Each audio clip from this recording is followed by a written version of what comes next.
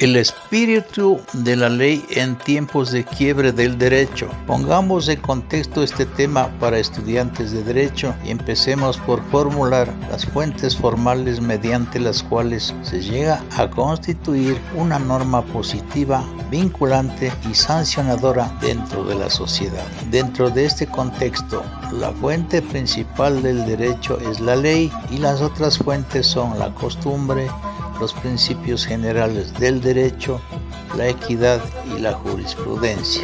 Estas fuentes están conectadas con leyes secundarias, como por ejemplo con la Ley de Comunicación, que en su artículo 22, respecto de la información de relevancia pública veraz, determina que ésta debe ser verificada, contrastada, precisa y contextualizada. Y allí acudimos a pensamientos de hombres ilustres de la ciencia del derecho o de la gobernanza que se han vuelto parte de un marco referencial de cómo las leyes buenas, malas o con dedicatoria marcan el convivir ciudadano y los destinos de los países, su justicia, su progreso y su vida civilizada y armónica, o su desplome como estado fallido.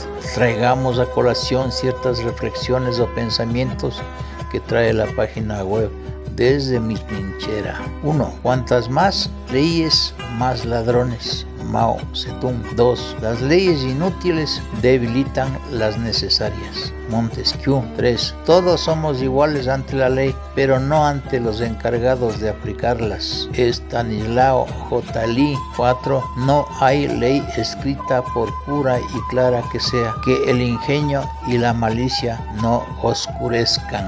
John Cridaren. Pero, ¿qué es la ley? En sentido amplio, la ley es una regla de conducta impuesta por una autoridad a la cual debemos obediencia. En sentido más restringido, según Laniol, es una regla social obligatoria establecida con carácter de permanente por la autoridad pública y sancionada por la fuerza. Nuestro Código Civil en su artículo 1 lo define de la siguiente forma: la ley es una declaración de la voluntad soberana que, manifestada en forma prescrita por la Constitución, manda, prohíbe o permite. Y entrando a la parte de fondo y formal de nuestra Constitución, es la ley fundamental, nos guste o no nos guste.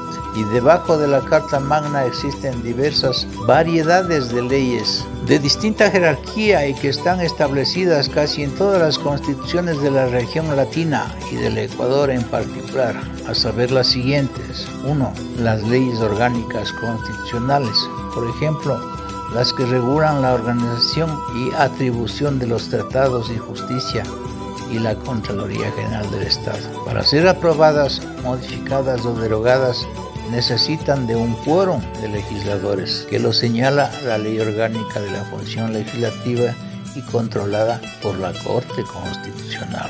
2. Leyes interpretativas de la Constitución, reguladas en la Ley Orgánica de la Función Legislativa y previo informe de la Corte Constitucional, como por ejemplo las leyes que regulan nuestros estados de excepción o las consultas populares al pueblo en estos tiempos de quiebre normativo. 3. Leyes de quórum calificado. Son las leyes que necesitan para su aprobación, modificación o derogatoria del voto de la mayoría absoluta de asambleístas. Leyes de estado de excepción dictadas por el Ejecutivo. Un caso que viene al comentario es la ley aprobada por la Asamblea este 30 de mayo del 2024, donde el Pleno de la Asamblea aprobó una resolución de enmienda constitucional para reducir los votos en la ratificación de leyes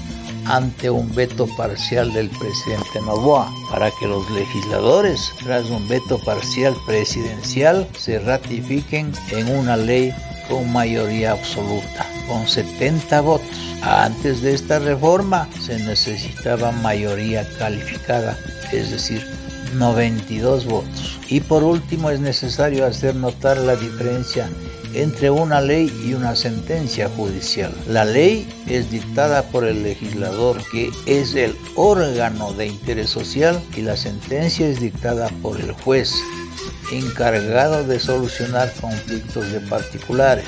Su diferencia sustancial es que la ley dictada por la Asamblea, publicada en el registro oficial, tiene fuerza obligatoria para todos los habitantes de la República y para todos los casos que ella contemple. En cambio, que la sentencia de juez es obligatoria solo para las partes que litigan. La sentencia arregla el pasado, la ley dispone para el futuro. La ley puede ser modificada por el legislador. La sentencia, una vez dictada, no puede ser modificada porque produce los efectos de la cosa juzgada. El juez no tiene la prerrogativa o la iniciativa para dictar leyes. Solo puede proceder a emitir su fallo en derecho a pedido de parte, cumpliendo el debido proceso constitucional. ¿Qué quiere decir cosa juzgada? Quiere decir que lo resuelto en un juicio por sentencia ejecutoriada pronunciada por el juez o tribunal competente se reputa verdadero y no puede ser puesto en duda, ni a las partes les es permitido litigar de nuevo sobre un mismo asunto. Y por último, existen ciertas condiciones que requieren para que pueda invocarse la cosa juzgada, como los siguientes. 1. La identidad del objeto del juicio, o sea que se discute el mismo derecho. 2. La identidad de causa, o sea que el fundamento de ambos derechos sea el mismo. Y 3. La identidad jurídica de las personas. Esta guía legal ciudadana debe ser citada como simple insumo en la aplicación de la ley y no sustituye al espíritu de la ley, ni al procedimiento civil o legislativo, ni a los organismos de control constitucional, ni a ninguna fuente del derecho antes descrita. Muchas gracias, soy el doctor Manuel Pozos Zumárraga.